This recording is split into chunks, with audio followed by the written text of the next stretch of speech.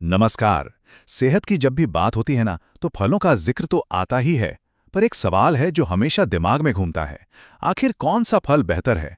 तो चलिए आज हम दो सबसे पॉपुलर फलों, सेब और संतरे के बीच एक छोटा सा मुकाबला करवाते हैं। तो सवाल सीधा है, सेब या संतरा? खासकर अगर ब्लड शुगर को कंट्रोल में रखना हो तो इन दोनों में से कौन सा चुनना चाहिए? कौन होगा असली विनर? चलिए पता लगाते हैं। अब देखिए, इस मुकाबले का फैसला करने के लिए हमें एक टूल की जरूरत पड़ेगी। इसका नाम है ग्लाइसेमिक इंडेक्स या शॉर्ट में जीआई। इसको ना एक तरह का स्पीडोमीटर समझिए।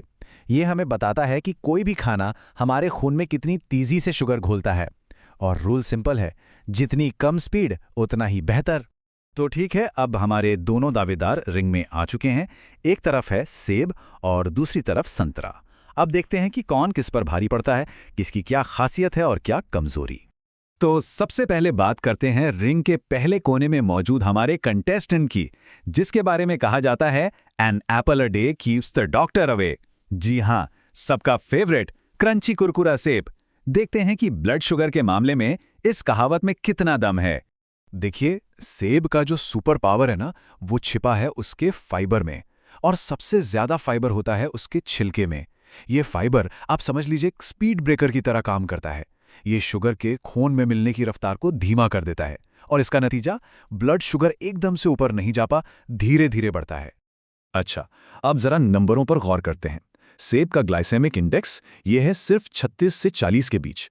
ये स्कोर बहुत ही बढ़िया माना जाता है। मतलब ये आपके ब्लड शुगर लेवल के लिए काफी सेफ है, उस पर बहुत धीरे धीरे असर डालता है।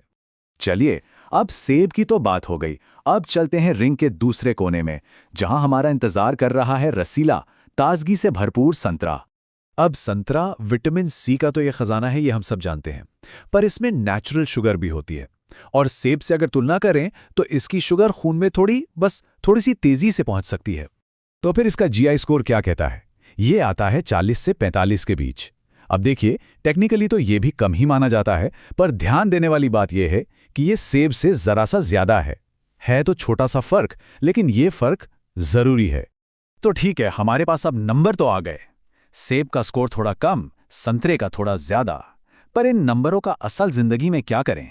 मतलब इन्हें अपनी आदत में कैसे लाएं? चलिए अब एक्सपर्ट्स की सलाह पर नजर डालते हैं। तो अगर आप सेब खा रहे हैं और ब्लड शुगर का ध्यान रखना है, तो 3 बातें गांठ बांध लीजिए। नंबर 1, छिलका कभी मत उतारिए, सारा कमाल तो उसी में है। नंबर 2, हमेशा पूरा का पूरा फल खाइए। और नंबर 3, जो सबसे जरूरी है, जूस से तो बिल्कुल दूर रहिए। जूस का मतलब है बिना फाइबर के सीधी सीधी चीनी। और अगर बात करें संतरे की, तो नियम यहां भी लगभग वैसे ही हैं। सबसे पहले क्वांटिटी पर ध्यान दें। एक बार में एक मीडियम साइज का संतरा काफी है। दूसरा, इसे भी पूरा ही खाना है। और हाँ, संतरे का जूस वो भी बिल्कुल नहीं, वो भी आपके शुगर को बहुत तेजी से स्पाइक कर सकता है। तो हमने दोनों फलों को अच्छे से समझ लिया, एक्सपर्ट्स की सलाह भी जान ली। अब वो घड़ी आ गई है जिसका इंतजार था, फैसले की घड़ी। तो आखिर इस महामुकाबले का विनर कौन है? ये देखिए, ये टेबल पूरी कहानी साफ कर देता है। फाइबर सेब में ज्यादा, जीआई स्कोर सेब का कम, और शुगर बढ़ने की रफ्तार वो भी सेब में धीमी है। तीनों ही मामलों में सेब आगे दिख रहा है। तो सारे सबूतों को देखकर फैसला एकदम साफ है। अगर सिर्फ और सिर्फ ब्लड शुगर कंट्रोल की बात करें तो सेब बहुत थोड़े से मार्जिन से ही सही, पर यह बाजी जीत जाता है। लेकिन एक मिनट रुकिए, कहानी यहां खत्म नहीं हुई है। क्योंकि सेहत से जुड़े मामलों में जो जवाब सबसे सीधा दिखता है ना, वो अक्सर पूरी सच्चाई नहीं होता। इस कहानी में एक बहुत बड़ा ट्विस्ट है, एक ऐसी बात जिसे हम सब अक्सर नजरअंदाज कर देते हैं।